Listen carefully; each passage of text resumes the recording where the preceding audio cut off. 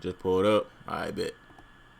The 49ers went to 4 NFC Championship games, had 2 Super Bowl trips, and a roster that... Let's do it, man. For those that don't know in the chat, my boy EJ is a diehard 49ers fan. For those of y'all that don't know in the chat, I'm a diehard Cowboys fan. How are we friends? I don't know, but that's my nigga, though. So, I seen this video earlier. I was like, I gotta react to it on stream. At its peak, had a legitimate case for being the best collection of talent in the entire NFL. And yet, they still have 0 rings to show for it. While San Francisco was grinding, their own division rivals in the Rams and the Seahawks both managed to win Super Bowls during the exact same window. Even the Eagles made 2 Super Bowl appearances and took a trophy home. The 49ers were right there so many times, leading in the fourth quarter of some of the biggest games, and yet they were still never able to actually finish the job. To understand how high this team actually climbed, you have to go back to how low they were before Kyle Shanahan and John Lynch walked through the door. Back in 2016, the 49ers finished a miserable 2-14 under Chip Kelly. That defense was softer than tissue. Boy, I had that boy Kells over there. Damn, I didn't know that. Damn, I feel bad. Paper, giving up 480 points that year, which averaged out to 30 points every single game. The roster had no QB and absolutely no direction. When the front office hired Kyle Shanahan as the head coach and John Lynch as the GM before the 2017 season, people saw it as a massive gamble. Kyle had never been a head coach before, and John was coming straight from a TV analyst booth, so the skepticism around the league was very real. Their first draft together didn't exactly silence the critics right away. Solomon Thomas went 3rd overall and never turned into the franchise-altering pass rusher they expected him to be. However, buried in the 5th round of that same draft at pick 146 was a tight end from Iowa named George Kittle. Jeez. That single pick ended up being one of the best value selections in the history of the franchise because George became a first-team All-Pro and a total nightmare for every defense in the league for years to come. The rest of the roster started taking shape faster than anyone expected. Fred Warner came out of the 3rd round in 2018 and quickly developed into one of the best linebackers in football. And Dre Greenlaw followed him as another late-round steal in 2019. Then came the selection that really changed the trajectory of the team, because the 49ers went 4-12 in 2018 after Jimmy G tore his ACL in Week 3. That losing record put them in perfect position to take Nick Bosa 2nd overall. Ooh, that ACL. Bosa won Defensive Rookie of the Year immediately, which means the 2018 season that felt like a total disaster actually set the foundation for their future success. We also have to talk about the Garoppolo trade itself. In October of 2017, New England sent him to San Francisco for a 2nd-round pick. And while he didn't start until late that year, he went 5-0 to finish the season. He looked exactly like the quarterback this offense needed because he was efficient and smart enough to let Shanahan's scheme do all the heavy lifting. The 49ers signed him to a 5-year extension, and the climb back to the top was officially on. By 2019, every single piece of the puzzle came together at the same time. The team finished 13-3 while ranking 2nd in scoring offense and 1st in rush defense. Raheem Mostert, a journeyman running back who had been cut by 6 different teams before landing in San Francisco, exploded for 220 yards and 4 TDs in the NFC Championship game against the Packers. They headed into Super Bowl 54 as legitimate contenders, and Shanahan had plenty to prove on his own. He was the offensive coordinator in Atlanta when the Falcons famously blew a 28-3 lead to New England. So he knew exactly what it felt like to be on the wrong side of Super Bowl history. This was his big chance to rewrite that narrative, and for 3 quarters in Miami, it looked like he was going to do exactly that. With under 12 minutes left in the 4th quarter, the Super Bowl... Man, I remember that shit, man. I don't know how I made it out this nigga EJ house alive, bro. I should have been dead, bro. I remember that game, bro. I remember, bro, I was rooting for that nigga Patrick Mahomes, bro. Man, I should have been dead, bro. I don't know how I made it out that nigga. The 49ers held a 20-10 lead, and it looked like they were about to cruise to a title. Pat Mahomes had already... Fun fact though, that nigga daddy did almost kill me though, on accident. Oh shit, I done punched in a touchdown run, and the Kansas City Chiefs looked like a young team that had finally run out of answers. San Francisco had the ball, a 2-score lead, and the best rushing offense in the league, which meant all they had to do was run the clock out to secure the ring. The drive started well enough with a 6-yard gain on 1st down, but then the coaching staff called 3 straight passes that went nowhere. This gave the ball back to the Chiefs with the game still very much alive, and it marked the beginning of a total meltdown. Shanahan later claimed the play calls weren't conservative because he was trying to attack favorable matchups downfield. And while the Chiefs had adjusted their defense to make things harder on Jimmy Garoppolo, the eye test doesn't lie. Mostert had 58 yards and a score while averaging nearly 5 yards per carry. Yet after that one run on the possession that should have buried the Kansas City Chiefs, he didn't touch the ball again until after the game was over. Damn. The 49ers finished with the 2nd fewest rush attempts they had in any game that season, which is an appalling stat since they had a 10-point lead. Kansas City quickly scored to make it 20-17, and the 49ers needed a response to stop the bleeding. Instead, their next drive burned a pathetic 54 seconds off the clock before they had to punt the ball away. The defense had to go right back onto the field without any rest, and Mahomes took full advantage by driving the length of the field twice in the final 6 minutes. Damian Williams caught a touchdown to take the lead, and then broke a 38-yard run to seal the 31-20 victory for the Chiefs. Garoppolo finished the night with 219 yards and a miss heard round the world. In fairness to Shanahan, coaching a Super Bowl is a different beast than a regular season game, and Steve Spagnuolo's defense did a great job shifting to take away the ground game. The problem was that Garoppolo was always the biggest question mark on the roster because he was a system quarterback who needed everything to be perfect to succeed. When the Chiefs made it a one-score game, the offense had to function in a way it was never built to function, and the results were disastrous. Shanahan built the offense this way and chose Garoppolo to lead it, but when the moment came to trust his QB or lean on his scheme, he did neither. He wasn't aggressive enough to put the game away, yet he wasn't conservative enough to actually run the clock, and that middle ground cost him everything. The Chiefs became champions while Mahomes became a legend, and Kyle became the first head coach in history to blow a fourth-quarter Super Bowl lead as both the coordinator and a head coach. Even though the core was still young with Bosa and Kittle leading the way, the 2020 season was about to prove that championship windows can close shut much faster than anyone expects. The 2020 season didn't just slow down the 49ers, it actually dismantled them to a complete halt before they even had a chance to actually go back to the playoffs and get revenge. Nick Bosa tore his ACL only 9 minutes into week 2, and soon after, Garoppolo, Mostert, Kittle, and Richard Sherman all missed significant time with various injuries. San Francisco finished the year 6-10, which is actually an impressive coaching job considering no team in the league lost more player time to the training room. The 49ers weren't a bad football team that year, but they were a broken one that couldn't keep their stars on the grass. The real issue is what the losing record forced the front office to do during the following offseason. Sitting at the number 12 spot in the 2021 draft, John Lynch and Kyle Shanahan decided they needed to swing for the fences to find a true franchise QB. They believed Garoppolo had hit a ceiling and that he would never win them a Super Bowl, so they fell in love with a dual-threat prospect named Trey Lance. Lance had only played one full college season against lower-level competition at North Dakota State, but the 49ers were convinced he was the future and traded a massive haul to move up and get him. The trade cost him 3 first-round picks and a third-rounder just to move from 12 to 3, which is a price tag that usually cripples a franchise if the player doesn't hit. Those picks could have been used on starters or depth pieces to plug holes on the roster, but instead they were spent on a QB who only threw 14 touchdowns in 6 total games. Trey Lance broke his ankle in week 2 of 2022 and never played any meaningful football for the team again, making this one of the worst trades in the history of the sport. Despite the QB drama, the 2021 season still gave the 49ers a shot at the title, which makes the eventual outcome even harder for fans to stomach. They went into the NFC Championship game against the Rams and looked like the better team for 3 quarters, holding a 17-7 lead heading into the final frame. Deebo Samuel had been their most explosive weapon all year, yet in the entire fourth quarter with the Super Bowl trip on the line, he only touched the ball once. The same tendency to protect the lead rather than press the advantage surfaced again, and it allowed the Rams to hang around long enough to steal the game. Matthew Stafford eventually brought the Rams back, and Aaron Donald ended the 49ers season by forcing Garoppolo into a quick throw that sealed the win for Los Angeles. The Rams went on to win the Super Bowl, while San Francisco went home for the second time in 3 years after leading late in a massive game. A clear pattern was forming where the offense simply stopped doing the things that made them successful as soon as the pressure reached its peak. The window was still technically open because the core was intact, but then something happened that nobody saw coming in the NFL. The 49ers used the very last pick of the NFL draft in 2022 to take somebody out of Iowa State named Brock Purdy. And with the very last pick of the final draft, you get the nickname Mr. Irrelevant.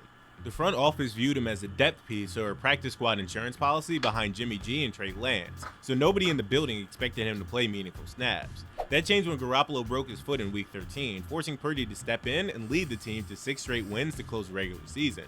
The offense had been searching for a capable quarterback since the franchise rebuilt itself, and they suddenly found an undefeated starter who was making only $187,000 a year.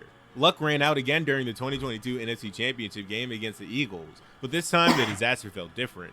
Purdy tore his UCL on his 6th snap of the game after taking a hit from Hassan Reddick, which forced journeyman backup Josh Johnson into the game before he also left with a concussion in the 3rd quarter. The 49ers lost. It's like, bro, some of the shit that be happening to the 49ers, it's like, bro, you can't make that shit up. Damn, I'm kicking the table again. I'm locked in. But, like, bro, how my quarterback get hurt? Then my sub come in, he get hurt. Then the sub come in, he get hurt. Man, that shit, bro. Yeah, I don't know, it'd be weird. I feel like every franchise got their own little weird, like, I don't know. Every franchise got their own, like, little weird thing that be going on. Like, it'd be weird, bro. Motherfuckers cursed. Man, I don't know, bro. 31-7 with Christian McCaffrey essentially Like, look, bro, they had this nigga Christian McCaffrey really at quarterback. Look at this nigga. This is crazy. And I was so pissed this game, bro. I really wanted San Francisco to win, bro. I did not want the Eagles to win. Eagles shouldn't even have fucking been there. Lost 31-7 with Christian McCaffrey essentially lining up as a makeshift quarterback on some snaps, even though he had only arrived via trade 2 months earlier. This was not a collapse in the traditional sense because the team simply ran out of people who could throw a football. Still, it was a third year the season ended in the NFC Championship game or the Super Bowl, and a third year they walked away empty. We have to talk about the Christian McCaffrey trade because it changed everything for this roster. In October 2022, San Francisco sent a 2nd, 3rd, 4th, and 5th round pick to Carolina for the best running back. I remember exactly where I was at. I was walking into the corner store. No, I was actually walking out of the corner store, getting in the whip, pull my phone out. This shit happened. Crazy work. Back in football. The Panthers were sitting at 1-5 after firing their head coach, so they needed to reset the roster while the 49ers needed a weapon who could carry an offense when the scheme alone wasn't enough. McCaffrey ran for over 1,000 yards in just 11 games after the trade, and he fit the system so well it looked like Shanahan had built the playbook specifically for him. The pieces were all in place heading into 2023 since Purdy returned from his surgery healthy, and McCaffrey had a full offseason to learn the new system. Man, that shit's crazy. The supporting cast of George Kittle, Deebo Samuel, Brandon Ayuk, Fred Warner, and Nick Bosa made this the most complete roster the franchise had seen in over a decade. McCaffrey won Offensive Player of the Year by rushing for 1,459 yards and scoring 21 touchdowns, while Purdy finished in the MVP conversation with one of the most efficient statistical seasons in team history. The team went 12-5 to win the NFC West, and they entered the playoffs as the clear favorites to represent the conference in the Super Bowl. The argument that 2023 was the most talented 49ers roster since the Steve Young era isn't a stretch, and the numbers showed the dominance. How you feel about that, E? W comparison? Every single week. They beat the Packers in the divisional round before handling the Lions in the NFC Championship game after a great comeback. The team flew to Las Vegas for Super Bowl 58. Man, that Lions game was so fucking crazy, bro. It was so fucking quiet at that nigga EJ house, bro. It was so quiet. It's on film. Actually, it's in one of my vlogs. It was so quiet, bro. Matter of fact, no, it's not, because I didn't even pull the camera out. That's how dead it was, bro. That shit was like, it was like, damn, bro, ain't no way y'all just came over here and came this far, and then they was getting blown out, and then next thing you know, they came back. That shit was crazy. It was a crazy night. A lot of shots was flowing that night. Who this? The fuck? First call. Hello? Hello? Nigga, nah, you talking about good comparison. Yes, nigga, that's a good ass comparison. I was saying that. I said, bro, if you watch Purdy, bro, I was like, he the closest to Steve Young. I'm just saying. Talk your shit, you on stream. Nah, I know. Yeah, that's a good comparison. I just couldn't type all of that, bro.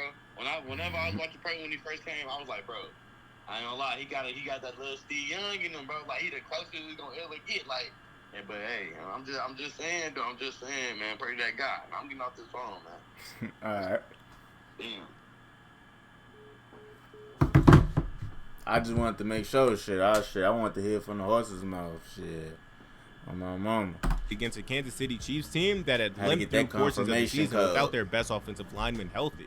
San Francisco went in as favorites, and the betting line reflected the fact that they had the better roster and more weapons. They also had a head coach who had spent multiple years thinking about what went wrong the last time he was in this position and what he finally has to do to get over the hump. Dre Greenlaw was a critical piece for the defensive identity for the 49ers, but he tore his Achilles trying to get back onto the field during the first half. It wasn't a dirty play or a bad tackle, he was literally just trying to get back onto the field, and that completely changed the trajectory of the game. The 49ers still led 10-3 going into halftime after a trick play touchdown where McCaffrey caught a pass from Juwan Jennings. Jake Moody had actually knocked through a 55-yard field goal as well, and the Chiefs looked like a team struggling with injuries and a version of Mahomes that was grinding rather than dominating. San Francisco had every reason to believe the game was theirs to take, especially since the Kansas City Chiefs receiving core lacked depth. The third quarter, though, is where it all unraveled as the 49ers went 3-and-out in back-to-back possessions while still holding the lead. By the end of 3 quarters, the lead was gone and the score sat at 13-10 Chiefs. The fourth quarter produced one of the strangest sequences in Super Bowl history after Purdy connected with Jennings for a 10-yard touchdown. Moody followed that up with a 53-yard field goal to put San Francisco up 19-16 with under 2 minutes remaining. The defense needed one stop and didn't get it, which allowed Harrison Butker to kick a 29-yard field goal with 3 seconds left to tie it at 19. The game went to overtime, and this is where the lack of preparation became the real story. Shanahan elected to receive the ball first in the new overtime format.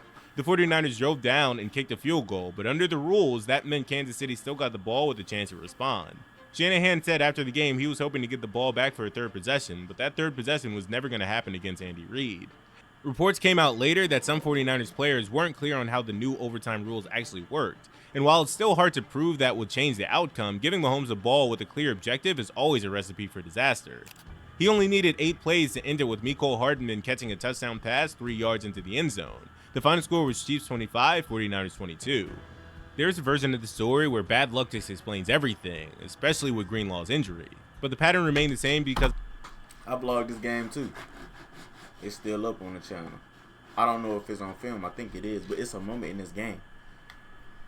And I fuck with that nigga Mahomes. But it's a moment in this game. I'm like, bro, come on, like whole game. Mind you, this is the first game I ever put a parlay in. Nigga, I don't even bet on games for one. So I was invested. I'm at my homie house, bro. I want my niggas to win the Super Bowl, bro. I want my homeboy team to win the Super Bowl, not my niggas. Fuck them niggas. But I want my nigga to be excited, bro. So I'm in this bitch. I'm filming, I'm vlogging. Like I say, it's all on film. It's a moment. I'm like, bro, I think y'all got them niggas. I'm like, bro, y'all got nigga. I don't think. I was like, y'all got them niggas. I think it was probably somewhere in between here. I was like, man, y'all got them niggas. I'm like, bro, they finna go down here and win this bitch. the 49ers had the game in their hands and let it go twice against the same team.